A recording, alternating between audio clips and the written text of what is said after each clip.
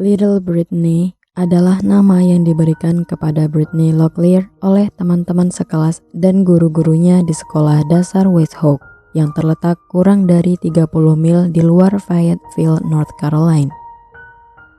Sebagai murid TK termuda dan terkecil di usianya yang baru menginjak 5 tahun, Brittany memiliki kepribadian yang kuat dan mandiri dan selalu dikenal murah senyum. Sebagai seorang bagian dari suku Lambi, Brittany terpikat dengan kisah Pocahontas. Pada pagi hari tanggal 7 Januari 1998, ibu Brittany, Connie Locklear Chavis, bangun pada jam 6:30 pagi untuk menyiapkan Brittany ke sekolah. Mereka memilih baju. Saat itu, Brittany memilih kaos softball hijau dan putih, baju denim hijau, sepatu tenis hijau dan merah muda, kaos kaki putih dan ikat rambut hijau. Ketika keluar rumah dan seperti yang telah mereka lakukan setiap hari, keduanya berangkat ke halte bus di ujung jalan. Jaraknya hanya 500 kaki dari rumah mereka.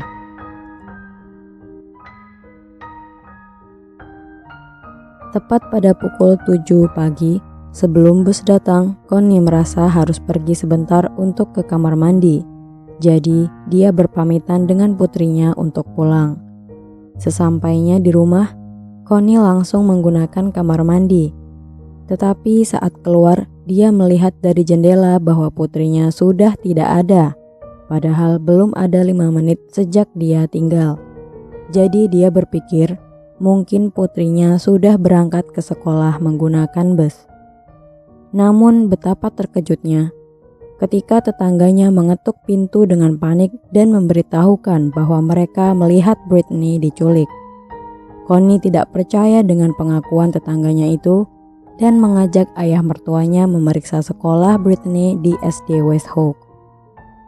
Setelah Connie memastikan bahwa Brittany tidak ada di sekolah, lonceng alarm segera berbunyi. Kemudian dia segera menelpon departemen kepolisian setempat untuk melaporkan hilangnya Brittany. Dan para deputi dari kantor sheriff Kabupaten Hook dengan cepat memasang penghalang jalan untuk mencari truk pickup berwarna coklat sesuai yang dijelaskan oleh para tetangga yang melihatnya.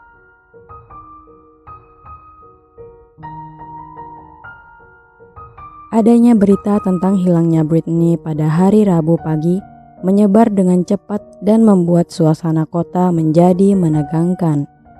Pencarian besar-besaran di lapangan dilakukan dengan cepat dan ada ratusan orang yang ikut bergabung. Tetapi hanya dalam beberapa jam, pencarian itu berubah menjadi momen yang mengerikan. Pada pukul 9 pagi di hari yang sama, penegak hukum menemukan ransel ungu Brittany terlihat di jalan sekitar 2 mil dari rumahnya. 1 jam kemudian, sepatu kets Pocahontasnya juga ditemukan. Dan disusul pakaian Brittany yang tergeletak di jalan tanah yang tidak jauh dari ransel itu ditemukan. Keesokan harinya, pada tanggal 8 Januari 1998, sekitar pukul 2 siang, tubuh Brittany ditemukan dalam keadaan tanpa busana di selokan drainase pinggir jalan sekitar 3 mil dari rumahnya. Dia dalam keadaan telungkup tanpa pakaian. Sepertinya dia telah ditahan di dalam air menghadap ke bawah dan kemudian dimasukkan ke dalam pipa sampai dia kehabisan nafas setelah pelaku selesai melakukan kejahatannya. Itulah yang mungkin menyebabkan kakinya adalah anggota tubuh yang pertama kali terlihat, kata Cecil Art, seorang mantan wakil syarif Kabupaten Hook, kepada Daily Beast. Hasil otopsi menunjukkan bahwa kemungkinan telah terjadi kekerasan seksual dan kematiannya kemungkinan diakibatkan karena tenggelam di selokan drainase. Polisi mengambil bukti ini dan menginterogasi pelaku kejahatan seksual yang terdaftar dalam radius 50 mil. Seminggu setelah Brittany ditemukan, Sheriff memohon pada masyarakat untuk tenang setelah ada laporan warga bersenjata berkeliaran di jalan untuk mencari pria kekar berjanggut yang telah menimbulkan kecurigaan mereka. Meskipun pada awalnya ada banyak informasi yang dilaporkan, tetapi ternyata tidak ada yang mengarah pada petunjuk untuk pemecahan kasus ini. Kemudian pada tahun 2002, pertama kalinya para penyelidik mendapatkan titik terang dalam kasus ini ketika ada seorang petugas pemadam kebakaran, Kate Laundrie, di Fort Bragg ditangkap karena perampokan bank. Para penyelidik kemudian menemukan foto Britney di dalam lokernya di stasiun pemadam kebakaran. Sayangnya, DNA Laundrie tidak cocok dengan bukti biologis yang dikumpulkan dari TKP tempat Britney ditemukan. Dia kemudian dilepaskan serta statusnya dihapuskan dari tersangka, dan foto yang dilaporkan hanyalah clipping dari koran yang terkait dengan kasus ini. Tidak ada yang tahu apakah dia merupakan salah satu petugas pemadam kebakaran yang bergabung dalam upaya pencarian Britney. Laundrie meninggal pada tahun 2018 saat berusia 59 tahun. Pada tanggal 23 Januari 2015, kantor Sheriff Hope County mengumumkan bahwa mereka memiliki cukup bukti DNA untuk membuat profil genetik dari pelaku kejahatan pada kasus pembunuhan Britney. Hal ini menjadi harapan lagi bagi para penyelidik. Apakah bukti DNA telah diserahkan ke database publik? Bisakah profil genetik forensik dibuat untuk mengidentifikasi pembunuhnya? Saat ini ada hadiah sebesar $20.000 untuk informasi yang mengarah pada penangkapan dan penghukuman pelaku yang bertanggung jawab atas pembunuhan Britney Locklear. Menurut Pusat Pengendalian Penyakit, perempuan dan anak perempuan pribumi dibunuh dengan tingkat 10 kali lebih tinggi daripada semua etnis lainnya, dengan pembunuhan menjadi penyebab utama kematian ketiga bagi perempuan dan anak perempuan pribumi.